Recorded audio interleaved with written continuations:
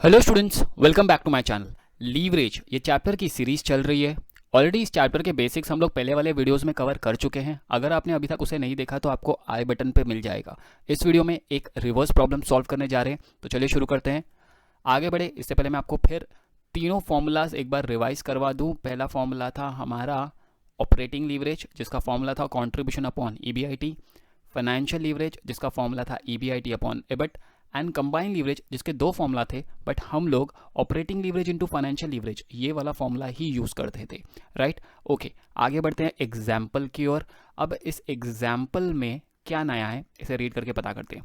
Question में बोला from the following information prepare a income statement. Normal sums में हमें operating leverage, financial leverage, combined leverage find करने के लिए कहा जाता है, बट यहाँ बोला है कि prepare an income statement. Data दिया है उन लोगों ने यहाँ पर नीचे, और वो लोग बोल रहे हैं इस डेटा से आप इनकम स्टेटमेंट प्रिपेयर करो। अब इनकम स्टेटमेंट हमारा वही वर्किंग नोट था जो हम लोग नॉर्मल सम में बनाया करते थे, बट तब उसके कोई मार्क्स नहीं थे। बट अब ये मेन सोल्यूशन है, income statement. Right, okay. Income statement में क्या क्या आता है? सेल्स लेस वेरिएबल कॉस्ट, अगर वेरिएबल कॉस्ट में से कंट्रीब्यूशन में से फिक्स कॉस्ट निकाले तो EBIT। तो ये सारा फॉर्मेट हम लोग ऑलरेडी पहले वाले वीडियोस में कवर कर चुके हैं कि ये सब कैसे बनता है। अब इंपॉर्टेंट क्या है और क्या डेटा दिया हमें?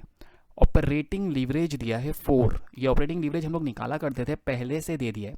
फाइनेंशियल लीवरेज हम लोग निकाला करते थे, पहले से ही 3 आंसर दे दिया है। इंटरेस्ट दिया है 10 लाख, तो मैं एक काम करता हूँ, इंटरेस्ट जाके लिख देता हूँ। ओके, तो अब तक यही एक चीज़ है जो हमें दी गई है, जो हम लोग लिख सकते हैं यहाँ पर। ओके, आगे चेक करते हैं। वेरिएबल कॉस्ट, इसके पहले भी हमने एक रिवर्स प्रॉब्लम कवर किया था पहले वाले वीडियो में, उसमें वेरिएबल कॉस्ट अमाउंट में दिया था, तो वो कंपैरेटिवली इजी था। बट यहाँ तो हमें वेरिएबल कॉस्ट भी नहीं दिया है, सो और डिफ़िकल्टी का लेवल बढ़ा दिया है। एंड टैक्स रेट दिया है 40%। ओके, इसका मतलब इस इनकम स्टेटमेंट में एक इंटरेस्ट के अलावा मैं और कुछ नहीं लिख सकता। सो अब करना क्या है? रिवर्स प्रॉब्लम को कैसे सॉल्व करते हैं मैं आपको ऑलरेडी एक बार बता चुका हूँ, फिर बता देता हूँ।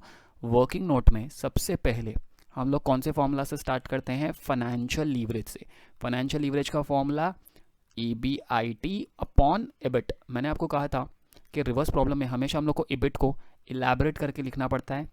एंड उसे हम लोग कैसे इलेबरेट करते थे? EBIT का फॉर्मूला था EBIT माइनस इंटरेस्ट। राइट, अगर हम लोग ऐसा लिखे तो इसका मतलब भी तो EBIT हुआ। EBIT माइनस अगर इंटरेस्ट लिखे, जो यहाँ पर हमने किया था, देखो EBIT माइनस इंटरेस्ट, तभी तो EBIT मिलता है। राइट, सो अगर हम लोग इस तरीके से लिखते तो भी गलत नहीं है। ओके, अब फाइनेंशियल लीवरेज का आंसर दिया है 3। राइट, तो अगर इसे हम लोग और आगे सॉल्व करें, सो दिस इज 3, यहाँ पर आएगा EBIT upon EBIT minus interest. Interest कितना है? 10 lakhs। राइट, अब क्या करेंगे? Cross multiply. सो 3 EBIT, एक EBIT इंटू 3 करेंगे तो 3 EBIT, फिर माइनस का साइन है तो माइनस डाल देता हूँ। 10 lakhs इंटू 3 करेंगे तो कितना हो जाएगा? 30 lakhs। Right, is equals to EBIT। अब अगर इसको हम लोग सॉल्व करें तो एक ऐसा हो जाएगा, हम लोग 3 EBIT में से एक EBIT शॉर्टकट लगाए या डायरेक्ट कर लेते हैं, बिकॉज यहाँ पर 3 EBIT है, यहाँ पर एक EBIT है, तो इसका मतलब कितने EBIT बचेंगे? सिर्फ 2 ही EBIT बचेगा। So 2 EBIT is equals to 30 lakhs। मैं अज्यूम कर रहा हूँ कि आपको ये स्टेप समझ में आ गया है कि मतलब ये जो 3 EBIT है ये उस साइड पे चला जाएगा एंड इससे माइनस हो जाएगा, तो 2 EBIT बचेगा और यहाँ पर 30 lakhs बचेगा। So 2 EBIT is equals to 30 lakhs। फिर इसको आगे कैसे सॉल्व करेंगे? 30 lakhs अपॉन 2। सो हमारा आंसर कितना आएगा? 15 lakhs। ये जो 15 lakhs आया ये है क्या? ये 15 lakhs है हमारा EBIT। राइट, 2 EBIT था तो EBIT तो 2 यहाँ नीचे चला गया, तो हमने जो फाइंड किया है, जो मिला है वो क्या है? वो है हमारा EBIT। 15 लाख EBIT मिल गया। ओके, अब आगे जाते हैं। ऑपरेटिंग लीवरेज, ऑपरेटिंग लीवरेज का फॉर्मूला क्या था जरा बता सकते हो आप लोग? Right, contribution upon EBIT। सो इधर पे अगर लिखे तो इसे सॉल्व कर सकते हैं। ये है 4, कैसे पता चला 4 है?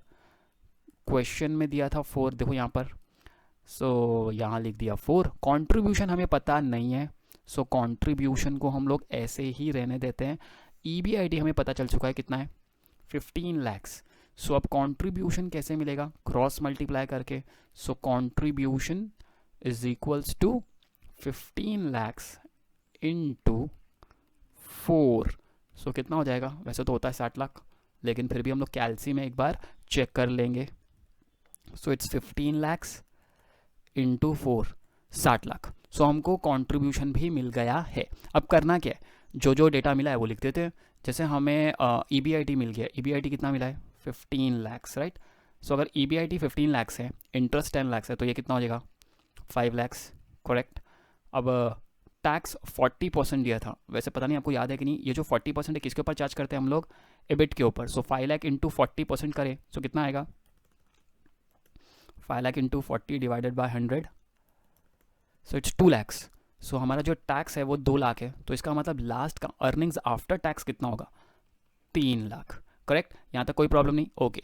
कंट्रीब्यूशन हमने फाइंड किया था 60 लैक्स, राइट। अब फिक्स कॉस्ट ढूंढना है, मैंने आपको बताया था फिक्स कॉस्ट कैसे मिलेगा। फिक्स कॉस्ट कैसे मिलेगा, कंट्रीब्यूशन माइनस EBIT।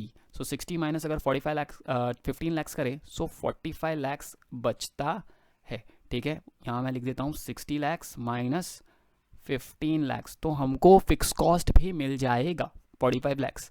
अब सबसे इंपॉर्टेंट पार्ट है कि वेरिएबल कॉस्ट हमको परसेंटेज में दिया, कितना परसेंट दिया है 50%, राइट।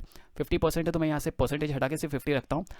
एंड कंट्रीब्यूशन कितना परसेंट है ये नहीं पता, बट मैं आपको एक एग्जांपल दे रहा हूँ कि जैसे फॉर एग्जांपल अगर हम लोग अज्यूम करें कि सेल्स 100 है, ठीक है, 100% है, and variable cost is 50, so contribution कितना परसेंट होगा 50%, राइट। सो अगर मैं सेल्स को 100 लेता हूँ, वेरिएबल कॉस्ट 50 है, सो कंट्रीब्यूशन का जो परसेंट है वो 50 है। अब मुझे फाइंड करना है कि वेरिएबल कॉस्ट का अमाउंट कितना है। सो हम कैसे फाइंड करेंगे पता है, क्रॉस मल्टीप्लाई करके। ये जो 60 लाख है ना, 60 लैक्स इंटू 50 डिवाइड बाय 50 करूँगा। सो पहले तो कैलसी में आंसर देखते हैं, फिर मैं आपको ये स्टेप फिर से समझाता हूँ, मुझे पता है आपको थोड़ा डाउट होगा इसमें। 60 लैक्स इंटू 50 डिवाइडेड बाय 50, सो 60 लाख ही आ रहा है। सो मैं यहाँ पर लिख देता हूँ 60 लाख, ठीक है। अब ऐसा क्यों हो रहा है कि दोनों ऊपर नीचे सेम अमाउंट है, बिकॉज दोनों का परसेंटेज सेम है 50-50। सपोज नेक्स्ट एग्जाम्पल में वेरिएबल कॉस्ट हमें 40 दिया होता, तो मैं क्या करता पता है, यहाँ पर लिखता 100, यहाँ लिख देता 40, सो ये कितना हो जाता 60।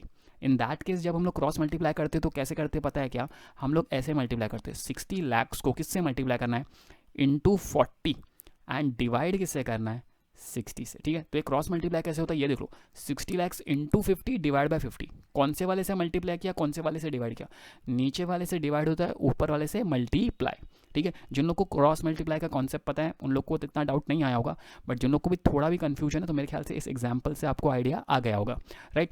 तो अब क्या करें, वेरिएबल कॉस्ट तो मिल गया है, अब अगर नीचे से ऊपर जाए तो हमारा सारा आंसर आ जाएगा। सो नीचे से ऊपर जाएंगे, वैसे सेल्स लेस वेरिएबल कॉस्ट करते हैं तो कंट्रीब्यूशन मिलता है, अगर नीचे से ऊपर जा रहे सो कंट्रीब्यूशन प्लस वेरिएबल कॉस्ट करें तो सेल्स मिल जाएगा। सो कितना आएगा 60 लैक्स प्लस 60 लैक्स 1 करोड़ 20 लैक्स होता है वैसे तो, फिर भी एक बार कैलसी पे हम लोग क्रॉस वेरीफाई कर लेंगे। 60 लाख इंटू 2 ही कर देता हूँ ना, 1 करोड़ 20 लाख, ठीक है। 60 लाख को प्लस करना था तो मैंने 60 लाख इंटू 2 कर दिया, सो 1 करोड़ 20 लाख आ गया, ठीक है। तो हमारे ये टेबल कंप्लीट हो गया।